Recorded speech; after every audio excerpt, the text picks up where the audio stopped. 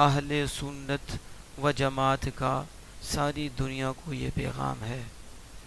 ختم نبوت رسول اللہ کی مرکزی شان ہے۔ اہل سنت و جماعت کا ساری دنیا کو یہ پیغام ہے۔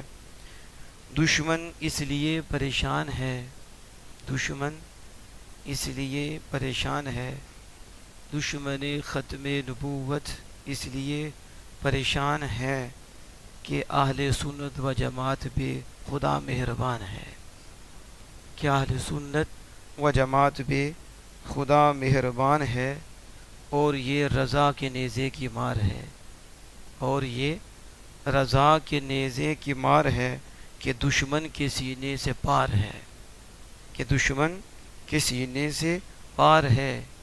جو منکر ختم نبوت ہے، جو منکر ختم نبوت ہے، بے شک وہ منکر اسلام ہے۔ جو منکر ختم نبوت ہے، بے شک وہ منکر اسلام ہے۔ آئین پاکستان میں، آئین پاکستان میں درج یہ خدا کا فرمان ہے، آئین پاکستان میں درج یہ خدا کا فرمان ہے۔ قادیانی، قادیانی بے شک منکر اسلام ہے، غدار اسلام ہے۔ اللہ جل جلالہ کے فضل و کرم اور اس کی توفیق سے آج ہمیں سید عالم صلی اللہ علیہ وسلم کی مرکزی شان کے لیے اس نے اکٹھے ہونے کی توفیق عطا فرمائی، اور بالخصوص پیر طریقت، رہبر شریعت، محافظ ختم نبوت حضرت علامہ حافظ عبدالرشید اویسی صاحب زیدہ شرف ہو، جو ہمارے اس ختم نبوت 15 روزہ کورس کی سرپرستی فرما رہے ہیں، اور آپ ہی کی وجہ سے یہ باغ مہک رہا ہے، اور یہ ختم نبوت کا فیض آپ ہی کے ذریعے سے ہے۔ اللہ آپ کی ہر گھڑی ہر لمحہ اقبال میں بلندیاں عطا فرمائے، اور آپ کا سایہ اہل سنت پہ تادے دائم و قائم فرمائے۔ جتنے بھی اہل سنت و جماعت کے علماء محنت اور کاوشیں کر رہے ہیں، بالخصوص کنز العلماء حضرت ڈاکٹر محمد اشرف آصف جلالی صاحب، اللہ پاک آپ کا سایہ رہتی دنیا تک دائم و قائم فرمائے، اور ہمیں ایسے پھولوں کی قدر کرنے کی توفیق عطا فرمائے۔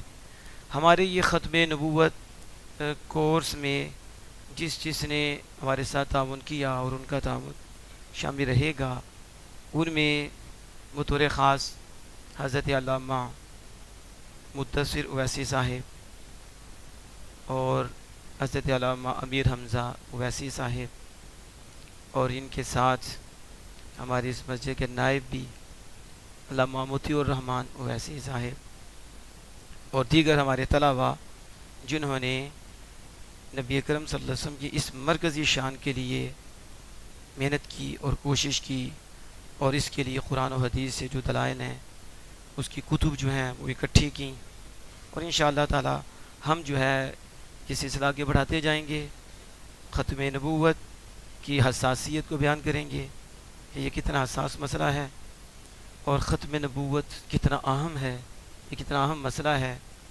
ختم نبوت کی اہمیت، ختم نبوت کی ضرورت، ختم نبوت کی فضیلت، وہ انشاءاللہ تعالی اس کو درجہ بدرجہ آپ تک پہنچایا جائے گا، اور اس کے ساتھ پھر ختم نبوت پہ جنہوں نے حملے کیے اور قرآن احادیث کے معنی کو بدلا گیا، اس میں کون کون انوال تھا، اور کیا کیا ان کے سوال ہیں، اور کیا اعتراض ہے، ان کے جواب کیا ہیں، ان کا رد ہوگا، اور کس طرح انہوں نے نعوذ باللہ من ذالک بے ادبیاں کیں، کس طرح گستاخیاں کیں، اور کیسے کیسے ناپاک اور گندے الفاظ استعمال کیے کہ جو منہ پہ لانا بھی کوئی بندہ گوارا نہیں کر سکتا اور سننا بھی گوارا نہیں کر سکتا، وہ ایسے جملے ہیں، اور کس طرح نعوذ باللہ من ذالک انبیاء کی بے ادبیاں کی گئیں، گستاخیاں کی گئیں، اور ان کے سہولت کار کون بنے، اور کس نے ان کو چور دروازہ دیا، وہ بھی انشاءاللہ تعالی ہم درجہ بدرجہ آگے بیان کریں گے۔ لیکن سب سے پہلے کیونکہ مسئلہ ختم نبوت کی بات کرنی ہے اور عقیدہ ختم نبوت کی، تو اس لیے اس کے لیے بنیادی چیزوں کا جاننا ضروری ہے. بنیادی چیزیں سب سے پہلے آپ کو ختم نبوت کی تعریف کا پتہ ہونا چاہیے. ختم نبوت ہے کیا؟ تو یہ یاد رکھیں کہ ختم نبوت کا معنی کیا ہے، تعریف کیا ہے. زمانہ کے لحاظ سے، کس کے لحاظ سے؟ ہمارے نبی اکرم صلی اللہ علیہ وسلم آخری نبی ہیں. کس کے لحاظ سے؟ آگے اس کی وضاحت آگے ہوگی، لیکن ابھی آپ نے یاد رکھنا ہے کہ زمانہ کے لحاظ سے، زمانہ کے اعتبار سے ہمارے آقا صلی اللہ علیہ وسلم آخری نبی ہیں، اور آپ کے بعد کوئی نیا نبی نہیں آ سکتا، نہ ہی کسی کو منصب نبوت مل سکتا ہے. آپ کو یہ تعریف سمجھ میں آ گئی؟ اور اس کے بعد ختم نبوت یہ کہ حضور آخری نبی ہیں زمانہ کے اعتبار سے، یہ عقیدہ قطعی اور یقینی ہے. یہ عقیدہ اب حکم ہے. اس کا حکم کیا ہے؟ یعنی اس پہ ایمان رکھنا فرض ہے، اور یہ یقینی بات ہے کہ حضور آخری نبی ہیں زمانے کے اعتبار سے. قطعی بات ہے، اور یہ اجماعی بات ہے. یعنی اس پہ صحابہ سے لے کے اب تک ساری امت متفق ہے. صحابہ کے بعد پھر بعد اور یہ پہلا مسئلہ ہے ختم نبوت کا جس کے اوپر سارے صحابہ نے اجماع کیا ہے، اور یہ اتفاقی مسئلہ ہے یہ، اور اب تک یہ اجماع ہے اس پہ. تو یہ قطعی مسئلہ ہے، اجماعی مسئلہ ہے، ضروریات دین میں سے ہے. ضروریات دین میں سے ہے، اور جو اس کا انکار کرے وہ کافر اور مرتد ہے. وہ کیا ہے؟ اور اس کی سزا حکومت کے ذمہ ہے. حکومت کے ذمہ ہے کہ اسے سزا دی جائے. سیدنا صدیق اکبر نے اعلان جنگ کیا اور اسے واصل جہنم کیا، مسلمہ کذاب کو.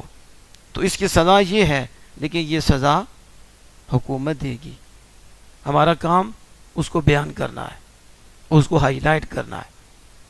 تو ختم نبوت کا منکر کافر اور مرتد ہے. یہ ہمیشہ یاد رکھیں کہ آخری نبی زمانے کے لحاظ سے حضور ہیں. اب اس کا کوئی معنی کیا جائے، چاہے ذلی، چاہے بروزی، چاہے افضل، چاہے کوئی بھی اس کا معنی کیا جائے، لغوی کیا جائے، یوں کر کے اس کا معنی بدلا جائے، وہ کافر ہے اور وہ مرتد ہے جو ایسا کرے گا. کوئی طویل نہیں چلے گی، کوئی اور معنی نہیں چلے گا. معنی یہی ہے جو قرآنی ہے، جو رسول اللہ صلی اللہ علیہ وسلم کی زبانی ہے، جس پہ پوری امت ہے، اور یہ ضروری ہے. اور اگر کوئی بندہ اس میں شک کرے، ہو سکتا ہے کہ آخری نبی ہوں، ہو سکتا ہے نہ ہوں، وہ بھی کافر ہے. وہ بھی. اور جو بندہ اس شک کرنے والے کے کفر میں شک کرے وہ بھی کافر ہے، وہ بھی. اور اگر کوئی نبوت کی دلیل مانگے حضور کے بعد، وہ بھی کافر ہے، وہ بھی. یہ انشاءاللہ تعالیٰ پھر آگے ہم اس پہ جو ہے نا حوالے پیش کریں گے، اور اس پہ بھی ہم دلائل دیں گے. ابھی تو ابتدا ہے نا، اسے یہ باتیں بتا رہی ہیں. اب ایک سوال اور اس کا جواب. سوال کیا ہے؟ آپ سے کوئی سوال کر سکتا ہے کہ ایک بندہ اللہ کا انکار کرتا ہے، اس کے متعلق آپ کا وہ رد عمل نہیں جو ختم نبوت کے منکر کے متعلق رد عمل ہے، اور جو آپ سختی کرتے ہو ختم نبوت کے منکر پہ، اس پہ نہیں کرتے. جو ایمان کا جز ہے، لازمی جز ہے اللہ کو ایک ماننا، لازمی جز ہے کہ سارے فرشتوں کو ماننا، یہ ایمان کا لازمی جز ہے. اور یہ بھی ایمان کا لازمی جز ہے کہ ساری کتب کو ماننا جو اللہ نے نازل فرمائی، ایمان کا یہ بھی لازمی جز ہے. اور سارے رسولوں، سارے نبیوں کو ماننا، یہ بھی ایمان کا لازمی جز ہے. تو جب بندہ فرشتوں میں سے فرشتوں کا انکار کر دے تو تم اس طرح رد نہیں کرتے، اس طرح سختی نہیں کرتے، سختی تو کرتے اس طرح نہیں کرتے جس طرح ختم نبوت کے منکر پہ کرتے ہو. اور اگر کوئی تقدیر کا انکار کر دے تو وہ بھی کافر ہے، یہ بھی ایمان کا لازمی جز ہے، تو تم اس پہ بھی اتنی سختی نہیں کرتے جتنی ختم نبوت پہ سختی کرتے ہو. حالانکہ ختم نبوت کا جو انکار کرتا ہے وہ بھی کافر ہے، کیونکہ وہ بھی ایمان کا جزء لازم ہے، یہ بھی ایمان کے جزء لازم ہے. جیسے ان سب مل کر ایمان بنتا ہے اور یہ سارے ایمان کی اساس میں شامل ہیں اور ایمان کی بنیاد میں شامل ہیں، جب یہ سارے عقائد اکٹھے ہوں تو پھر ایمان بنتا ہے، پھر وہ ماننے والا مومن ہوتا ہے. تو ایک کا انکار کفر ہے تو باقیوں کے متعلق اتنی سختی نہیں، وہ جو منکر ہیں، لیکن اس کا جو منکر ہے اس کے لیے اتنی سختی کیوں کرتے ہو؟ سوال سمجھ میں آ گیا؟ اس کا جواب یہ ہے کہ ختم نبوت حضور کی مرکزی شان ہے. ختم نبوت نبی اکرم صلی اللہ علیہ وسلم کی مرکزی شان ہے. پورے دین کی عمارت ختم نبوت پہ کھڑی ہے. پورے دین کی عمارت کس پہ کھڑی ہے؟ ختم نبوت پہ کھڑی ہے. اگر ختم نبوت کو نکالا جائے تمہارا دین ہی نہیں بچتا، دین ہی نہیں بچتا، تم بھی نہیں بچتے، تم بھی نہیں بچتے. حالانکہ اگر کوئی فرشتوں کا انکار کرتا تو اس کا یہ مطلب تو نہیں کہ سارا دین ہی چلا گیا، لیکن ختم نبوت کا جو منکر ہے تو اس نے کیا کیا ہے؟ سارا، اگر اس بے سختی نہ کی جائے، نرمی بندہ کرے تو کتنا نقصان ہوگا، سارا دین ہی گیا. تو جب یہ اتنا اہم ہے کہ اس پر ساری دین کی عمارت کھڑی ہے تو اس لیے جو اس کا انکار کرتا ہے اس کا جواب بھی دینا سخت ہوتا ہے اور اس کی مذمت بھی سخت ہوتی ہے اور اس حوالے سے کام بھی زیادہ کیا جاتا ہے، کیونکہ یہ بنیاد کی حیثیت رکھتا ہے اور سارا دین اس کے اوپر ہے. بلکہ یہ ختم نبوت تو ایمان کی روح ہے، ایمان کی اور ایمان کی جان ہے. ختم نبوت اور دین کے ارد گرد ختم نبوت قلعہ ہے، یہ مضبوط قلعہ ہے ختم نبوت.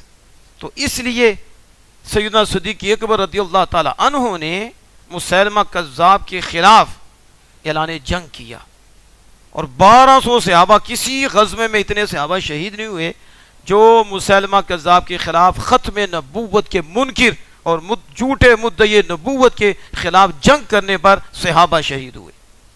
1200 صحابہ، کتنے سو حفاظ جو اس جنگ میں شہید ہوئے. کیوں؟ کیونکہ ختم نبوت مرکزی شان ہے اور یہ ایمان کی روح ہے اور اس پہ پوری دین کی عمارت کھڑی ہے. اس لیے سیدنا صدیق اکبر رضی اللہ تعالی عنہ نے صحابہ کو بھیجا اور اس ظالم کو واصل جہنم کیا گیا. تو آپ یہ ہمیشہ ذہن میں رکھیں. اس لیے ختم نبوت کے حوالے سے جب ذمہ داری اتنی بڑی ہے اور یہ شان اتنی بڑی ہے تو پھر جو اس شان پہ وہ پہرا دیتا ہے اور محنت کرتا ہے، اللہ پاک جتنی بڑی شان ہوتی ہے اور جو اس کے حوالے سے کام کرتا ہے اور دفاع کرتا ہے، کوشش کرتا ہے، تو مالک پھر اتنا زیادہ اسے نوازتا بھی ہے. تو اس لیے داد محترم یہ جو ختم نبوت کے حوالے سے بات کی ہے کہ یہ حضور صلی اللہ علیہ وسلم کی مرکزی شان بھی ہے اور یہ بنیاد کی حیثیت بھی رکھتا ہے اور سارا دین اس کے اوپر کھڑا ہے. تو اس کی حوالے سے ایک تو کام کرنا بھی فرض ہے اور عقیدہ بھی کیا ہے؟ فرض ہے. اور دفاع کرنا بھی فرض ہے، پہرا دینا بھی فرض ہے. تو آج انشاءاللہ تعالی ہم جو شروع کریں گے وہ ہم قرآن پاک سے دلیل پیش کریں گے کہ نبی اکرم صلی اللہ تعالی علیہ وسلم آخری نبی ہیں. اور پھر قرآن پاک کی ایک آیت نے کتنی آیات ہیں جو ختم نبوت کے حوالے سے ہیں. میں تو کہتا ہوں کہ قرآن پاک کا ہر حرف بھی ختم نبوت کا بیان ہے، ختم نبوت کی وضاحت ہے. لیکن مشہور و معروف وہ آیت کریمہ جس میں ختم نبوت کا ذکر ہے، ختم اسی کو میں نے پڑھا ہے اور اسی کی وضاحت ہوگی.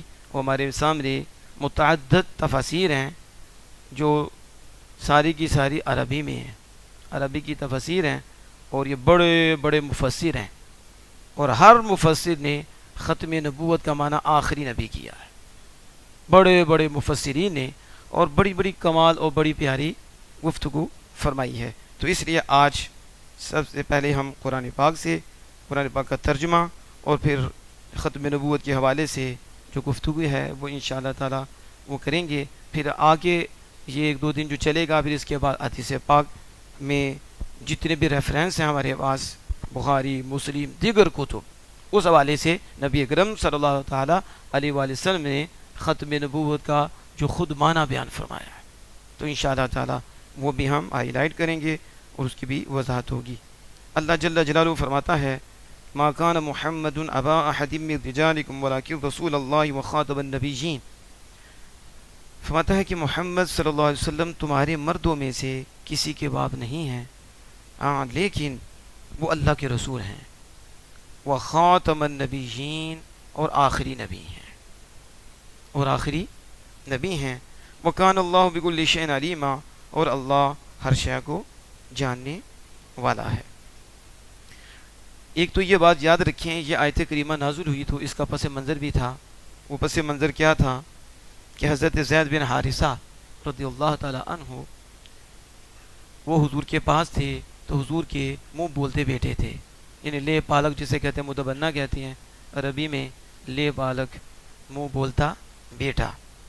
تو ان کی شادی ہوئی حضرت زینب رضی اللہ تعالی عنہا سے، پھر ان کا مزاج نہ ملا تو طلاق ہوئی۔ اس کے بعد سید عالم صلی اللہ تعالی علیہ وسلم نے اللہ کے حکم سے حضرت زینب رضی اللہ تعالیٰ سے نکاح کیا، اور علامہ تزوجنا کا ہم نے نکاح کر دیا۔ تو پھر کفار نے باتیں کی، کیونکہ ان کے ہاں یہ فاسد عقیدہ تھا، فاسد سوچ تھی کہ جو لے پالک ہوتا ہے اس کی منکوحہ سے وہ باپ نکاح نہیں کر سکتا، یعنی جنہیں منہ بولتا بیٹا بنایا ہے وہ اپنی اس کی بیٹے کی منکوحہ سے نکاح نہیں کر سکتے۔ تو جب حضور نے کیا تو انہوں نے اعتراض کر دیا اور باتیں کرنی شروع کر دی کہ اپنے بیٹے کی منکوحہ سے آپ نے نکاح کر لیا ہے۔ تو اس کے پھر رد میں یہ آیت کریمہ نازل ہوئی، ما کان محمد ابا احد من رجالکم ولکن رسول اللہ وخاتم النبیین، فرمایا تمہارے مردوں میں سے محمد صلی اللہ علیہ وسلم کسی کے باپ نہیں ہیں۔ اب اس کی ڈیٹیل ہے کہ تمہارے مردوں میں سے وہ جو حضرت زید بن حارثہ ہیں وہ نبی اکرم صلی اللہ علیہ وسلم کے حقیقی بیٹے نہیں ہیں، وہ تو تمہارے بیٹے ہیں، وہ تو تمہارے بیٹے ہیں۔ تو نبی اکرم صلی اللہ علیہ وسلم تمہارے مردوں میں سے کسی کے باپ نہیں۔ تو اللہ پاک نے اس کے رد میں یہ آیت کریمہ نازل فرمائی، لیکن اگلی بات جو کی وَلَٰكِن رسول اللہ وخاتم النبیین، لیکن وہ اللہ کے رسول ہیں اور آخری نبی ہیں۔ یہ جو لاکن کہہ کر ذکر کیا، یہ کیوں کیا؟ یعنی لاکن تو وہاں آتا ہے کہ ما قبل جو غلط فہمی ہوتی ہے، سمجھے میں غلطی ہوتی ہے، تو اس جو سمجھ میں غلطی آتی ہے اس کو دور کرنے کے لیے یہ لاکن و لاکن کا استعمال کیا جاتا ہے۔ تو اللہ پاک نے یہ لاکن استعمال فرمایا، پیچھے تو فرمایا تمہارے مردوں میں سے وہ کسی کے باپ نہیں، لیکن اس کا مطلب ہے اس کے ماقبل سے تعلق ہے، اس کا ماقبل سے تعلق ہے۔ تو مفسرین کرام نے اس تعلق کو واضح کیا، اور وہ کیا تعلق تھا اس کو انہوں نے یوں بیان فرمایا کہ وَلَٰكِن رسول اللہ وخاتم النبیین، یعنی فَإِنَّ رسول اللہ كالأب لأمتی فی الشفقۃ من جانبہ وفی التعظیم من طرفہم بل اقوی فإن النبی اولی بالمؤمنین من انفسہم والأب لیس کذالک۔ پیچھے فرمایا کہ وہ تمہارے مردوں میں سے کسی کے باپ نہیں، تو کیا اس کا مطلب ہے کہ رسول اللہ صلی اللہ علیہ وسلم کسی کے باپ نہیں؟ رسول اللہ صلی اللہ علیہ وسلم کسی کے باپ نہیں۔ تو فرمایا وَلَٰكِن رسول اللہ وخاتم النبیین، وہ حقیقی باپ نہیں، لیکن ہر رسول اپنی امت کے لیے باپ ہوتا ہے، ہر رسول اپنی باپ ہوتا ہے۔ تو اللہ پاک وَلَٰكِن رسول اللہ، وہ تمہارے روحانی باپ ہیں، وہ تمہارے روحانی باپ ہیں شفقت میں، وہ تم پہ شفقت فرماتے ہیں، تم پہ، تو ان کی جانب سے شفقت ہے اور تمہاری جانب سے رسول اللہ کا ادب ہے۔ بیٹے کے لیے ضروری ہے کہ باپ کا ادب کرے، اور باپ کے لیے شفقت ہے۔ تو حضور امت کے باپ ہیں، اس لیے حضور کی طرف سے شفقت ہے اور امت کی طرف سے ادب ہے، امت کی طرف سے ادب ہے۔ یہ امام رازی علیہ رحمۃ الرحمن نے لکھا، اور دلیل کیا پیش کی کہ حضور امت کے باپ ہیں۔ النبی اولیٰ بالمؤمنین من انفسہم وازواجہ امہاتہم، نبی مومنین کے جانوں سے زیادہ قریب ہے، اور یہ نبی تو مومنین کے جانوں کے زیادہ حق رکھتے ہیں، اور ان کی ازواج مومنین کی مائیں ہیں، ان کی ازواج تو مائیں ہیں روحانی، حضور کی ازواج ہماری روحانی مائیں ہیں، اور آقا دو جہاں صلی اللہ علیہ وسلم روحانی باپ ہیں، روحانی باپ ہے۔ اب آگے امام رازی لکھتے ہیں وَخَاتَمُ النَّبِيِّينَ، اس کا مطلب کیا ہے؟ فرمایا لِأَنَّ النَّبِيَّ الَّذِي يَكُونُ بَعْدَهُ نَبِيٌّ إِن تَرَكَ شَيْئًا مِنَ النَّصِيحَةِ وَالْبَيَانِ، کہتے ہیں کہ کیونکہ نبی جو ہے، نبی اس کے بعد نبی آتا، نبی کے بعد نبی آتا، نبی کے بعد نبی، اگر وہ نصیحت سے کچھ چھوڑ دیتا، ایک نبی آئے انہوں نے نصیحت سے کچھ چھوڑ دیا، کچھ شفقت سے چھوڑ دیا، شفقت کم کی، تو پھر اس شفقت کی جو کمی تھی اس کو پورا کرنے کے لیے دوسرے نبی آ جاتے، اور دوسرے نبی سے جو شفقت میں کمی رہ جاتی اور ان کے اس ہمدردی میں کوئی کمی رہ جاتی تو پھر نبی آ جاتے، پھر نبی آ جاتے۔ یہ امام رازی لکھ رہے ہیں پھر آ جاتے۔ وَأَمَّا، لیکن کہتے ہیں لا نبی بعدہ، کہا وہ تو تھا شفقت میں کمی آتی تو نبی آ جاتے، پھر وہ آتے، پھر آ جاتے، پھر آ جاتے، لیکن جب میرے آقا اور آپ کے آقا آئے وہ تو خاتم النبیین ہے، تو حضور کے بعد تو نبی کوئی نہیں، لا نبی بعدہ، یہ امام رازی لکھتے ہیں لا نبی بعدہ، تو جب حضور کے بعد نبی کوئی نہیں تو جس نبی کی شفقت تھوڑی رہ جاتی ہے تو دوسرا پھر اس سے کمی وہ کر دیتے، پھر آگے، لیکن حضور کے بعد تو نبی کوئی نہیں، تو پھر حضور بھی تو باپ ہیں، تو کہا پھر حضور کے بعد نبی کوئی نہیں تو پھر حضور سے بڑا شفیع بھی کوئی نہیں، شفیق بھی کوئی نہیں، حضور سے بڑا شفیق بھی کوئی نہیں، حضور سے بڑا ہمدرد بھی کوئی نہیں، حضور آئے وہ شفقت فرما رہے ہیں اور وہ فرمائی ہے، کمی چھوڑی ہی نہیں، اور ضرورت رہی نہیں کہ دوسرا باپ آ کے کمی پوری کر جائے۔ یہ امام رازی علیہ رحمۃ الرحمن نے لکھا، اور پھر آگے کمال بات کی امام رازی علیہ رحمہ نے، وہ کہتے ہیں اس لیے حضور اشفق علی امتی، اشفق علی امتی ہی واہدی لہم واجدا، اس لیے حضور اپنی امت پر سارے نبیوں سے زیادہ مہربانی فرمانے والے ہیں، شفقت فرمانے والے ہیں، اور سب نبیوں سے بڑھ کر رسول اللہ صلی اللہ علیہ وسلم اپنی امت کی رہنمائی فرمانے والے ہیں، اور سب نبیوں سے بڑھ کر اپنی امت کو نفع دینے والے ہیں۔ اور پھر کہتے ہیں کیوں؟ کہتے ہیں اذ ہوا کوالد لولدہ الذی لیس لہ غیرہ، کہتے ہیں غیرہ، اس لیے کہتے ہیں ایسے جیسے باپ اپنے بچے کے لیے، جیسے باپ اپنے بچے کے لیے وہ کرتا ہے، وہ بچہ کہ جس کے لیے باپ کے علاوہ کوئی نہیں ہے، جس کے لیے، تو پھر باپ سوچتا ہے میرے بعد میرے بچے کا نائب کوئی نہیں ہے، چچا بھی نہیں ہے، تایا بھی نہیں ہے، جس پہ اسے کچھ اعتماد ہوتا ہے کہ یہ شفقت کریں گے، کمی پوری کر دیں گے، تو پھر باپ تھوڑا سا عدم توجہ سے بھی کام لے لے گا کہ تایا بھی ہے، چچا بھی ہے، سر پہ ہاتھ بھی رکھتے ہیں، میری کمی یہ پوری کر دیں گے، تو نائب ہے، تو جس کا نائب ہی نہ ہو تو اس باپ کو کتنا غم ہوتا ہے اولاد کا، تو پھر وہ اپنی زندگی میں ہی کمی پوری کرتا ہے، وہ اس کی کمیاں پوری کرتا ہے کہ اس کو بعد میں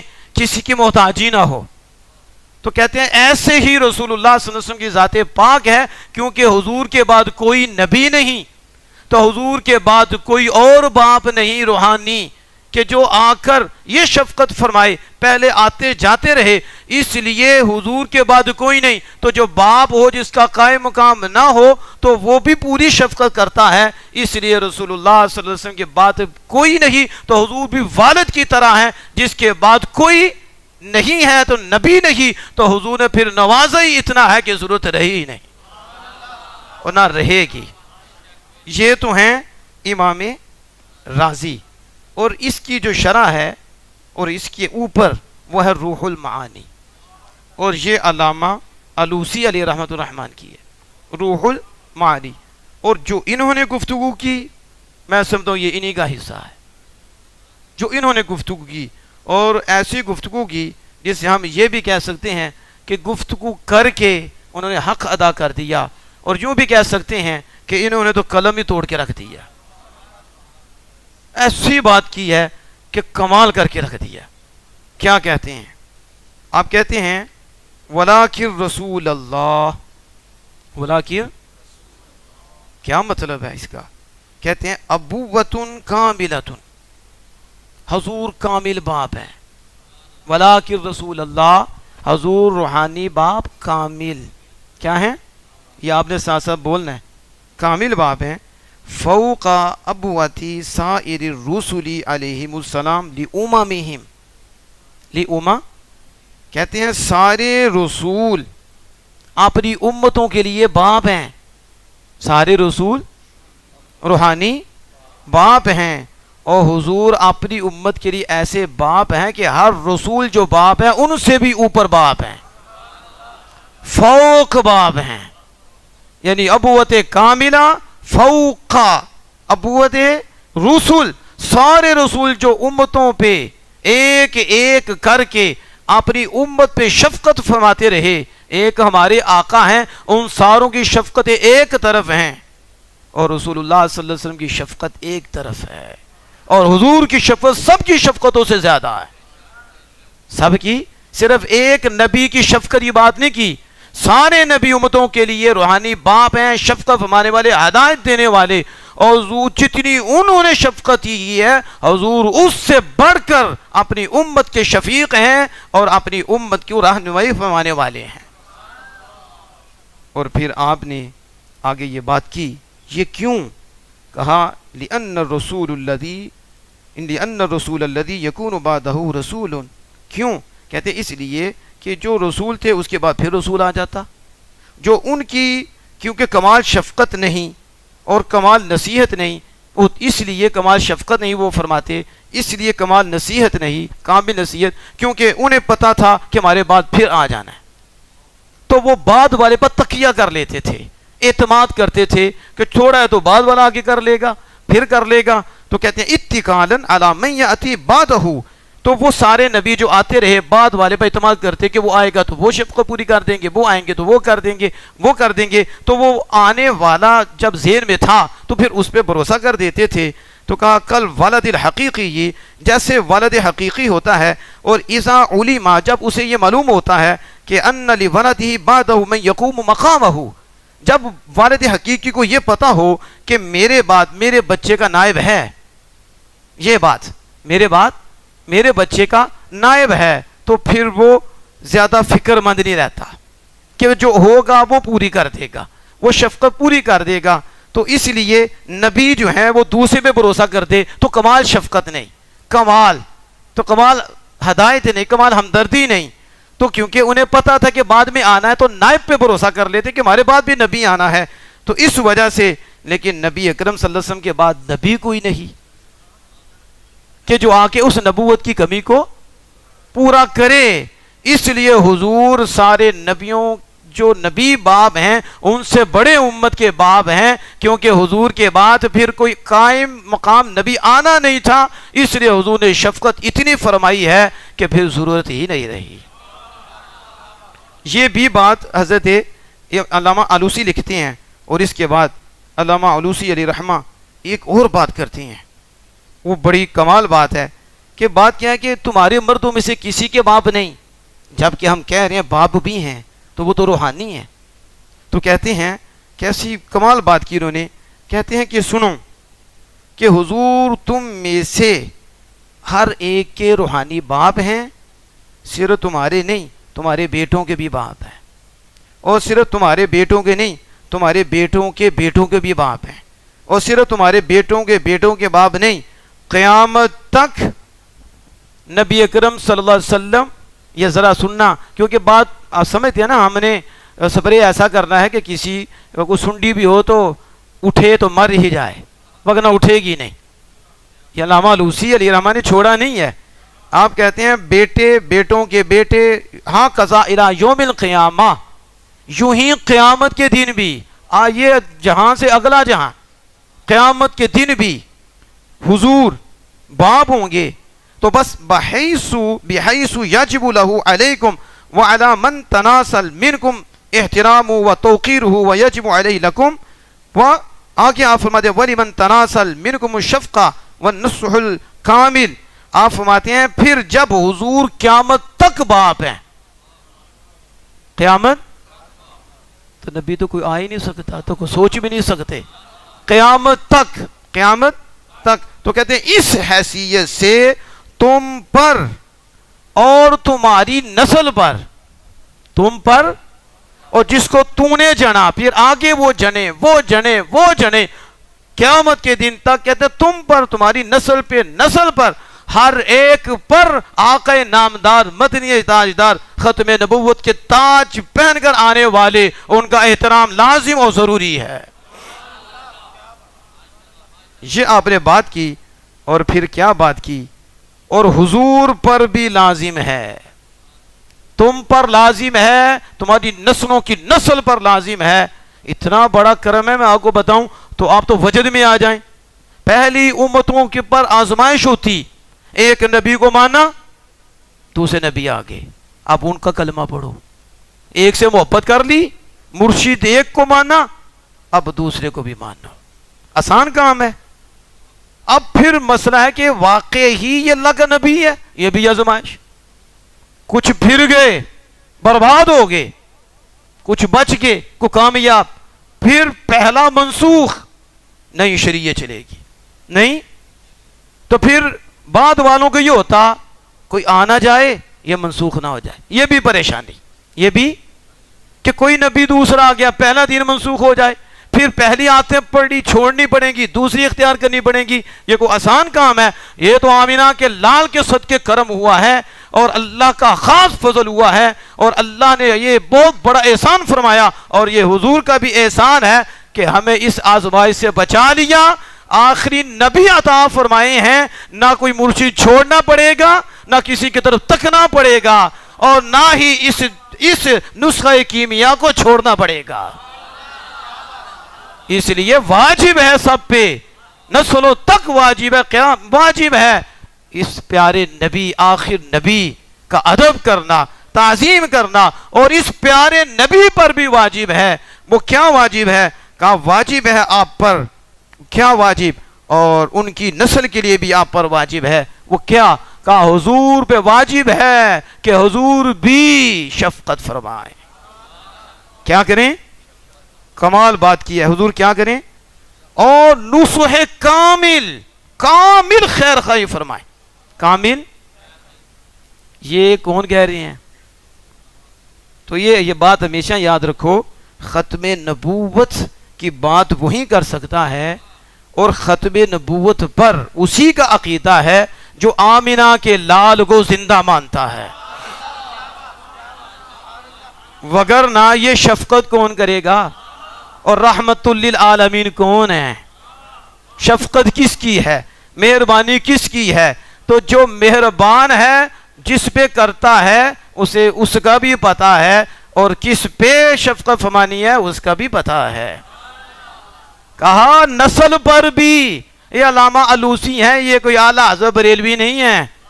اعلیٰ حضرت کو بتایا ہے کہ یہ ہے ساری امت کا عقیدہ، صحابہ سے لے کے اب تک یہ ہے قرآنی، یہ ہے رسول اللہ کی زبانی، اور یہ ہے صحابہ کا اجماعی، اور یہ عقیدہ حیات النبی علامہ آلوسی تو یہ بھی سمجھا رہے ہیں صرف تم پر ہی حضور کا شفقت فرمانا واجب نہیں کہ تمہارے پر شفقت فرمائیں، تمہاری نسلوں پہ بھی. تو شفقت تو وہ فرمائے جسے پتا ہو، جو زندہ ہو، جو جانتا ہو. کہاں تم حاضر و ناظر کے جھگڑے میں پڑے ہو؟ تم نے ختم نبوت کیوں کیا مانا ہے؟ سید احمد قاسمی شاہ صاحب غزالی دوران علیہ الرحمن نے ایک عقلی دلیل دے کر قلم توڑ کے رکھ دیا. حیات النبی پہ تو احادیث مبارکہ ہیں، قرآن اس کے اوپر موجود ہے، لیکن آپ نے ایک عقلی دلیل دی اور کمال کر کے رکھ دیا. آپ نے فرمایا کہ حضور اللہ کے رسول ہیں، محمد صلی اللہ علیہ وسلم اللہ کے اور آخری نبی ہیں. نبی ہونا، نبوت، ختم النبوہ، یہ تو صفت ہے. علماء جانتے ہیں صفت ہے، ایک کام ہے. تو کیا کرنے والے کے بغیر ہوتا ہے؟ ذات ہونا تو ختم نبوت کہاں سے ہوگی؟ رسالت کہاں سے ہوگی؟ پوچھو محمد کون ہے؟ اللہ کے رسول ہیں، آخری نبی ہیں. تو کہا بتاؤ یہ نبوت شان ہے، صفت ہے یا ذات ہے؟ علماء جانتے ہیں صفت ہے. تو صفت تو موصوف کے بغیر ہوتی ہی نہیں، ذات کے بغیر ہوتی ہی نہیں. یہ دل ہے، دھڑکن موجود ہے، دھڑک رہا ہے، حرکت کر رہا ہے کیونکہ روح ہے. تو روح کی وجہ سے اس کی حرکت ہے. تو اگر روح ہی نہ ہو تو دھڑکن کہاں ہوگی؟ تو روح موصوف ہے اور یہ صفت ہے. اور یہ عمل ہے تو عامل ہے، عمل کرنے والا ہے تو عمل ہے. تو اگر عمل کرنے والا نہ ہو تو عامل کہاں سے ہوگا؟ عمل کہاں سے ہوگا؟ نبوت عمل ہے اور حضور عمل کرنے والے ہیں، پہنچانے والے رسول ہیں، میسنجر، پیغام پہنچانے والے اللہ کی طرف سے. تو حضور تو رسول ہے، تو یہ تو صفت ہے، تو وہ موصوف ہیں. اور ختم نبوت بھی صفت ہے اور حضور کی شان ہے. تو حضور ہوں گے تو ختم نبوت ہوگی، حضور ہوں گے تو رسالت ہوگی، اگر حضور نہیں تو رسالت بھی نہیں اور نبوت، ختم نبوت بھی نہیں. تو ہم نے کہا تم نے کہاں سے عقیدہ لے لیا ہے؟ جاؤ ریال کھاؤ جا کر، ہمیں بارگاہ مصطفی سے ملا ہے، ہمیں صحابہ سے یہ عقیدہ ملا ہے کہ ختم نبوت زندہ باد کے نعرے لگانے والوں، تم ختم نبوت کے معتقد نہیں ہو، تم تو حضور کی حیات کے منکر ہو. تو جن کی ختم نبوت ہے وہ صفت ہے. تو جب صفت ہے تو ماننا پڑے گا موصوف بھی ہے، موصوف بھی ہے. تو جب موصوف ہے تو شفقتیں بھی ہیں اور شفقتیں رہیں گی. شفقتیں تو عقیدہ ختم نبوت کے لیے ضروری ہے کہ پہلے حضور کو زندہ مانا جائے. پہلے تو حضور کی شفقتیں تو وہی مانے گا جو کہے گا حضور کو پتہ ہے. اس میں میرے اعلیٰ حضرت بولے تو زندہ ہے واللہ، تو زندہ ہے واللہ، میرے چشم عالم سے چھپ جانے والے. تو اب آپ اس کو سمجھ رہی ہیں کہ کس انداز کے ساتھ انہوں نے اس کو بیان فرمایا. یہ علامہ آلوسی ہیں علیہ رحمت الرحمن.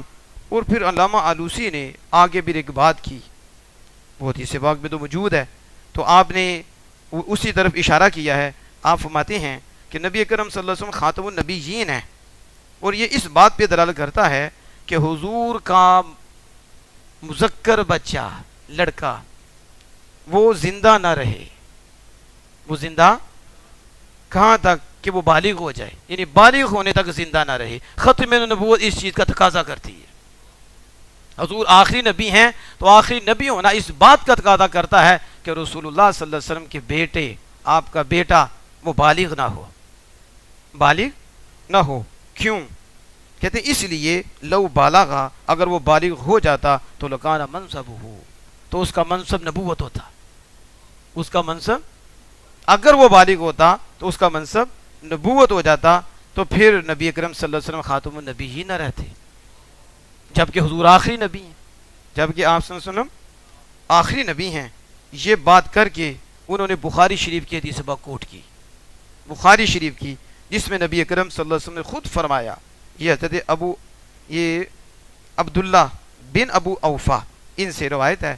کہتے ہیں میں نے ابراہیم، حضور صلی اللہ علیہ وسلم کے بیٹے ہیں، ان کا نام کیا ہے؟ ابراہیم، نبی اکرم صلی اللہ علیہ وسلم کے بیٹے.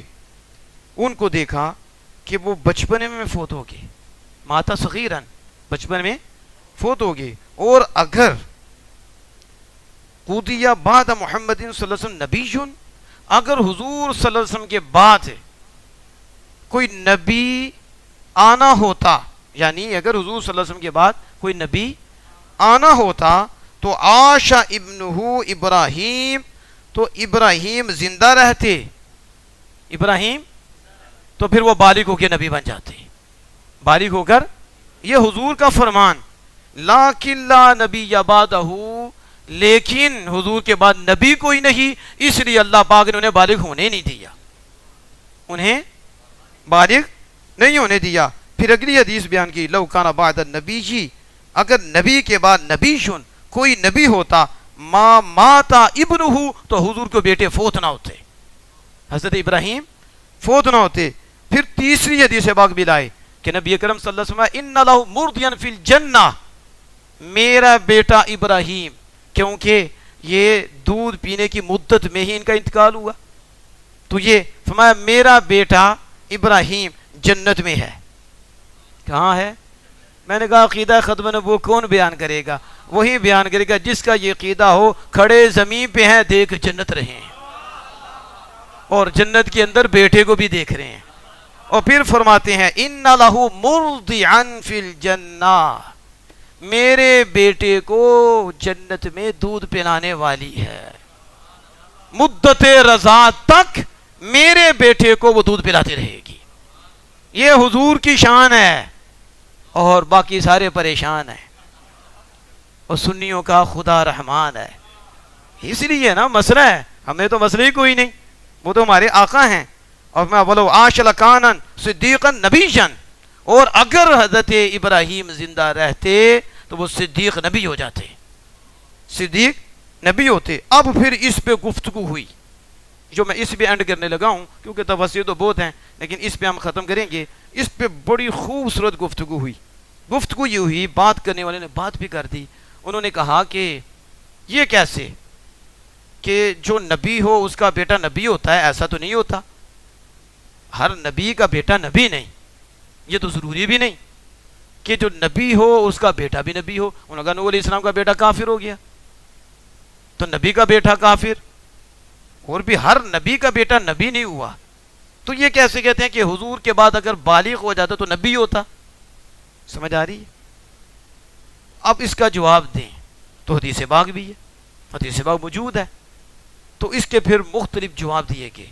اس میں ایک جواب یہ بھی تھا کہ اللہ پاک ازل سے یہ فیصلہ مالک کا، ازل سے، کہ اگر کیونکہ ان کے اندر نبوت کی صلاحیت ہے، یہ جواب ان کے اندر، کہ اگر یہ بڑے ہوں تو پھر یہ نبی ہوں گے، یہ کیا ہوں گے؟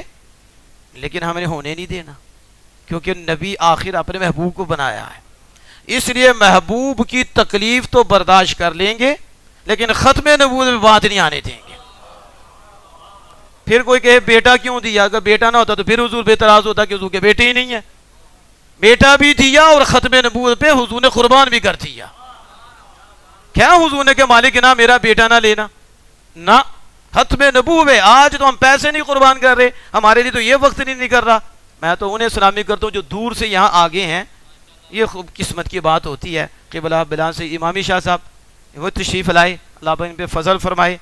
تو یہ میں عرض کر رہا ہوں کہ اللہ اکبر کبیرہ کہ ختم نبوت ہے، ختم نبوت پہ رسول اللہ اپنے بیٹے قربان کر دے، آپ قربان کر دے، اور مالک حضور کی اس تکلیف کو قبول کر لے، لیکن ختم نبوت کے حوالے سے اللہ پاک یہ نہیں قبول کرتا۔ اب انہوں نے اگلی بات کی، انہوں نے کہا کہ یہ جو کہتے ہیں کہ نبی کا بیٹا نبی ہوتا تو ایسا نہیں ہوتا، تو پھر حضور کے لیے وہ بڑے بھی ہو جاتے تو پھر نبی تو نہ ہوتے۔ انہوں نے کہا سنو، اس میں بھی جنہوں نے بات کی، لکھتے ہیں علامہ آلوسی، قول بعض الافاضل، بعض فاضلین نے یہ بات کی ہے اور کمال کی ہے۔ انہوں نے کیا بات کی؟ انہوں نے یہ بات کی، انہوں نے کہا ٹھیک ہے ہم مانتے ہیں کہ یہ کوئی لازم نہیں ہے، اور نہ عقلاً لازم ہے نہ قیاساً لازم ہے کہ نبی کا بیٹا نبی ہی ہو، یہ ہم مانتے ہیں کہ عقلاً بھی لزوم نہیں ہے، اور قیاس منطقی جو پڑھتے ہیں تو اس لیے میں نے آسان کر دیا، نہ عقلاً لازم ہے نہ قیاساً لازم ہے۔ ہاں علی مقتدل، اللہ کا تقاضا ہے، مقتدل حکمت الالہیہ، خدا کی حکمت کا تقاضا ہے، خدائی حکمت کا تقاضا ہے۔ وہ کیا تقاضا ہے؟ اس کی بات انہوں نے یہ کی، انہوں نے کہا کہ دیکھو بات تو انبیاء ہیں نا جن کی اولاد نبی ہوئی، جن کی تو حضرت ابراہیم علیہ السلام دیکھو، اب پیچھے دیکھو کتنی اولاد ہے، حضرت یعقوب، حضرت دوسرے کون سے ہیں، حضرت اسماعیل، تو اسماعیل علیہ السلام تو حضور ہیں، اور حضرت اسحاق سے لائن لگی ہوئی ہے، تو حضرت ابراہیم علیہ السلام کے دونوں بیٹے نبی ہیں، لیکن حضرت اسحاق سے یعقوب پھر آگے کتنے نبی ہیں؟ اب حضور کا بیٹا ہو بالغ اور نبی نہ ہو، تو اللہ حضور سب سے افضل اور اکرم، ہر نبی سے اونچے حضور، حضور کے بعد ابراہیم علیہ الصلوۃ والجد امجد، لیکن حضور سے بھی اوپر، تو افضل الرسل ہمارے آقا ہیں، اور اکمل الرسل بھی ہمارے آقا ہیں، سب رسولوں سے زیادہ کامل، سب رسولوں سے افضل ہمارے آقا ہیں، تو افضل آقا، اکمل آقا کی اولاد بالغ ہو وہ نبی نہ ہو، اور جو اکمل اور افضل نہ ہوں ان کی اولاد نبی ہو جائے، تو حضور کی طرف یہ انگلی بھی اٹھے گی کہ جو حضور سے اونچے نہیں تھے انہیں تو یہ شرف ملا، تو اللہ نے محبوب کو اس شرف سے محروم کر دیا۔ تو حکمت کا تقاضا تھا، اگر وہ بیٹا ہوتا بالغ تو پھر اللہ اسے نبی بناتا، اللہ اسے نبی بناتا، کیونکہ محبوب کو شرف دینا ہے، تو محبوب سب سے اشرف ہیں، سب سے زیادہ شرف والے ہیں، تو اس لیے اللہ عز و جل نے اپنے محبوب کے بیٹے کو بڑا ہونے نہیں دیا، فیصلہ فرما دیا کہ محبوب آخری ہیں، اس لیے بیٹا محبوب کا ہوگا، لیکن ہم اسے بالغ نہیں ہونے دیں گے تاکہ نہ وہ ختم نبوت پہ بات آئے نہ دوسرے اعتبار سے شان مصطفیٰ پہ بات آئے، کیونکہ اللہ اپنے محبوب کی شانیں دکھاتا ہے، اپنے محبوب کے ترانے مالک آتا ہے، اور اپنے محبوب کی عظمت کے ڈنکے خالق کائنات خود بجاتا ہے۔ تو یہ علامہ آلوسی علیہ رحمۃ الرحمن نے اس کی حکمت کو بیان کیا۔ اور آخری بات کر کے اب ہمارا ٹائم، کیونکہ ہم نے کہا تھا کہ انشاءاللہ پونے گھنٹے سے اوپر نہیں ہوگا، تو اب بس یہ اختتام کی طرف ہے، اب یہ ختم ہونے لگا ہے۔ آخری بات کر کے، کیونکہ بات ختم نبوت کی چل رہی تھی، تو پھر اس میں علامہ آلوسی علیہ رحمۃ الرحمن نے یہ لکھا کہ ختم نبوت کا معنی کیا ہے۔ پہلے گفتگو کی ساری کی، پھر ختم نبوت کے حوالے سے انہوں نے اس پہ گفتگو فرمائی، اور جس میں انہوں نے کہا کہ ختم نبوت میں لفظ خاتم یا خاتم دونوں ہی بڑھے جاتے ہیں، خاتم بھی بڑھا جاتا ہے اور خاتم بھی بڑھا جاتا ہے، معال ان کا ایک ہی ہے، معنی ایک ہی ہے۔ معنی وہ کیا ہے؟ آخر النبیین۔ کیا معنی ہے؟ زمانے کے لحاظ سے آخری نبی، زمانے کے، چاہے خاتم پڑھو چاہے، اور ایک اصول یاد رکھو، ایک قراتیں مختلف ہوتی اور مختلف ہوں، مفہوم ایک ہوتا ہے، لغوی معنی نہیں چلے گا کہ ایک بندہ لغت پکڑ کے آ جائے۔ ہم نے دیکھا ایک مسئلہ بنا تھا لفظ خدا کا، تو قیاس اللغات دکھانے لگ گئے، اور اس میں لفظ خدا کے معنی بتانے لگ گئے۔ بندہ پڑھا ہو تو لفظ خدا کے معنی بتاتا ہے، کو ابھی تک بھی عقل نہیں آئی کہ جہاں اجماع ہو جاتا ہے پھر وہاں لغت نہیں دیکھی جاتی، وہاں حضور کی امت دیکھی جاتی ہے، کہ حضور کے صدقے اس امت پہ یہ کرم ہے، یہ جب کٹھے ہو جاتے ہیں وہ خدا کا فیصلہ ہے، وہ مصطفیٰ جان رحمت کا فیصلہ ہے، پھر لغتیں نہیں دیکھی جاتی، پھر کیا دیکھا جاتا ہے؟ اجماع دیکھا جاتا ہے، امت کو دیکھا جاتا ہے۔ مثلا ایک بندہ کہتا ہے کہ میں رسول ہوں، تو وہ کافر ہو جائے گا۔ وہ کہتا ہے نہیں میرا یہ مطلب نہیں، مطلب یہ تھا میں پیغام پہنچانے والا ہوں۔ کیا کرنے والا ہوں؟ میں ایلچی ہوں، پیغام پہنچانے والا ہوں۔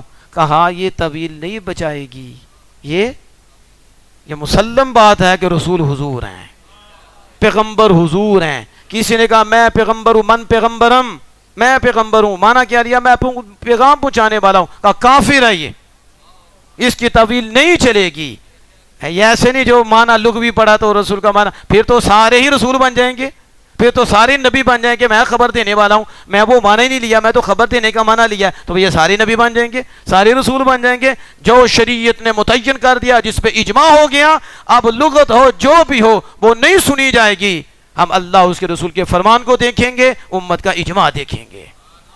تو اس لیے خاتم ہو یا خاتم ہو، ہم لغوی معنی نہیں دیکھیں گے. معال ایک ہے کہ جب قراتیں مختلف ہوتی ہیں تو معنی نہیں بدلتا، مفہوم نہیں بدلتا. خاتم ایک قرات میں اور خاتم جمہور نے پڑھا خاتم کہ خاتم ہے، معنی یہی ہوگا آخر النبیین، حضور زمانے کے لحاظ سے آخری نبی ہیں، زمانے کے لحاظ سے آخری نبی ہیں.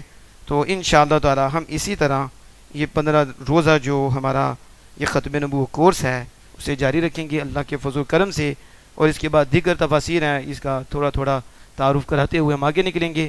پھر انشاءاللہ تعالی حدیث پاک، پھر بخاری مسلم سب کے ریفرنس اور صحیح حدیث پاک اور حضور کی زبان سے کہ قطعیت ہے کہ حضور نے خاتم النبیین کا معنی لا نبی بعدی کیا ہے. یہ انشاءاللہ تعالی ہم کریں گے. پھر آگے رد ہوگا، وہ رد اور دفاع کی صورت ہوگی. اللہ جل وعلا سے دعا ہے کہ اپنے محبوب کریم صلی اللہ علیہ وسلم کے صدقہ سے ہمیں ہر وقت اور ہمہ وقت ختم نبوت کا پہرے دار رکھے. اس کے لیے ہر گھڑی ہمیں تیار رہنے کی توفیق عطا فرمائے، بلکہ اپنی اور اپنے محبوب کریم صلی اللہ علیہ وسلم کی ہر شان پہ ہمیں ہر وقت اور ہر لمحہ تیار رہنے کی توفیق عطا فرمائے. وآخر دعوانا الحمدللہ رب العالمین. سب سے پہلے تو ہم اپنے استاذی و استاذ العلماء حضرت علامہ مولانا قاری غلام مصطفیٰ اویسی صاحب دامت برکاتہم العالیہ کا شکریہ ادا کرتے ہیں کہ جنہوں نے یہ موقع فراہم کیا کہ ہم لوگ ختم نبوت کا علم حاصل کر سکیں. اس کے بعد آج کی ہماری نشست میں الحمدللہ آل نبی اولاد علی پیر سید بلال شاہ صاحب امامی دامت برکاتہم العالیہ آپ تشریف لے کر آئے، اور حکیم قاری نصیر احمد چشتی اویسی صاحب اور دیگر جتنے بھی علماء کرام تشریف لے کر آئے. آپ احباب سب کا دل کی اتھا گہرائیوں سے ہم سب کو خوش آمدید کہتے ہیں. یہ 45 منٹ کی کلاس ہے. اس کے بعد جو لیکچر ہوا اس کے اوپر کسی نے کوئی سوال جواب کرنا ہو، اس کے آگے 15 منٹ ہم نے رکھے ہیں کہ 15 منٹوں کے اندر کہ اگر کسی کو یہ کلاس کے اوپر جو بھی بیان کیا قاری صاحب نے اس کے اوپر اگر کسی کو کوئی سوال کرنا ہو وہ قاری صاحب سے سوال کر سکتا ہے. 15 منٹ اس کے ہیں. ہاں اگر اس کے علاوہ اس موضوع کے علاوہ کسی نے سوال کرنا ہے وہ کلاس کے بعد قاری صاحب سے علیحدہ میں سوال کر سکتا ہے، علیحدگی میں. یا اگر اور دوسرا یہ جو ہماری آج کی ویڈیو بنی ہے انشاءاللہ تعالی آپ سارے احباب اپنا اپنا نمبر اور نام ضرور نوٹ کروا کے جائیں، اور آپ کو روزانہ کی بنیاد پر جو روزانہ کا ہمارا یہ لیکچر ہوگا انشاءاللہ تعالی وہ روزانہ کی بنیاد پر آپ تک پہنچ جایا کرے گا. انشاءاللہ جو قاری صاحب نے بیان کیا وہ روزانہ کی بنیاد تک آپ تک پہنچے گا. اور پھر میں کہہ رہا ہوں اگر کسی نے کوئی بھی سوال، یہ انشاءاللہ تعالی اس کورس میں ختم نبوت کی اہمیت اور فضائل اور قادیانیوں کا رد بھی کیا جائے گا انشاءاللہ تعالی، اور جو اعتراضات اور ان کے سوالات ہوتے ہیں ان کے جوابات بھی دیے جائیں گے انشاءاللہ تعالی. اور یہ ہم نے شروع کیا ہے استاذی و استاذ العلماء مجاہد ختم نبوت حضرت علامہ مولانا قاری خاور حسین نقشبندی صاحب رحمۃ اللہ تعالی علیہ اور دیگر شہدائے ختم نبوت کے ایصال ثواب کے لیے.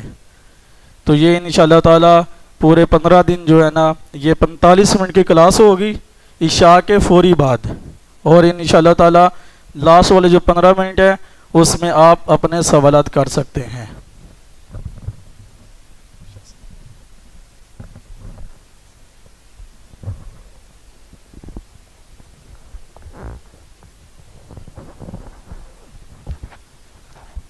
الحمدللہ رب العالمین والعاقبۃ للمتقین والصلاۃ والسلام علی سید الانبیاء والمرسلین.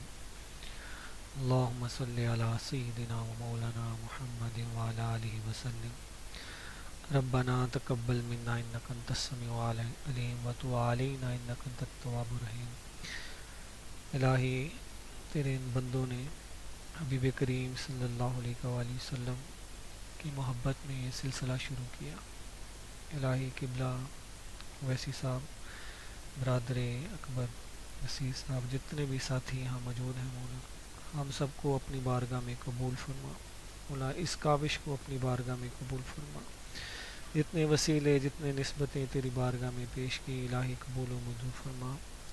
تاجدار ختم نبوت کا صدقہ مولا اس ختم نبوت کو اس کو اپنی بارگاہ میں قبول فرما، اس میں آسانیاں پیدا فرما، آنے والوں کو اور اس سلسلے کو چلانے والوں کو مولا جزائے خیر عطا فرما۔ ہمارے تمام احباب کو، عزیز و اقارب کو، بچوں کو، نوجوانوں کو اس مسئلے کی سنجیدگی، اس مسئلے کی حساسیت کو سمجھنے کی توفیق عطا فرما۔ الہی حضور کی ناموس پر کٹ مٹنے کی توفیق عطا فرما۔ الہی روز اول سے لے کر سیدنا صدیق اکبر رضی اللہ تعالیٰ عنہ سے لے کر آج تک جتنے بھی ناموس رسالت کے مجاہدین ہیں مولا، سب کو بہتر جزا عطا فرما۔ مولا جن کے سلسلے میں یہ اصال ثواب کا سلسلہ شروع کیا ہے، قبلہ قاری حافظ صاحب کے درجات بلند فرما۔ الہی حضرت سیدنا امام علی الحق کے وسیلے سے ہماری دعاؤں کو شرف قبولیت عطا فرما۔ جتنے یہاں موجود ہیں مولا، سب کے گھروں کو آباد فرما اور ہم سب کو مدینہ پاک کی حاضری نصیب فرما۔ ہمارے ملک کی خیر فرما مولا۔ فلسطین، کشمیر، برما، جہاں بھی مسلمان پریشان حال ہیں مولا، سب کی پریشانیاں دور فرما۔ الہی سب کی مدد فرما۔ ہمارے ملک کو اندرونی بیرونی سازشوں سے محفوظ فرما۔ علماء حق کا سایہ ہمارے سروں پر دادے سلامت رکھ مولا۔ مولا یہ ایام بڑے ہی پیارے ایام ہیں، نواسۂ رسول حضرت سیدنا امام حسین علی مقام کی ولادت کے ایام ہیں مولا، اہل بیت کے ایام ہیں۔ اہل بیت کا صدقہ مولا ہمیں حضور علیہ الصلوۃ والسلام کی غلامی میں جنت میں داخلہ نصیب فرما۔ کہتے ہی رہتے ہیں دعا کے واسطے بندے تیرے، کر دے پوری آرزو ہر بے کس و مجبور کی۔ الہی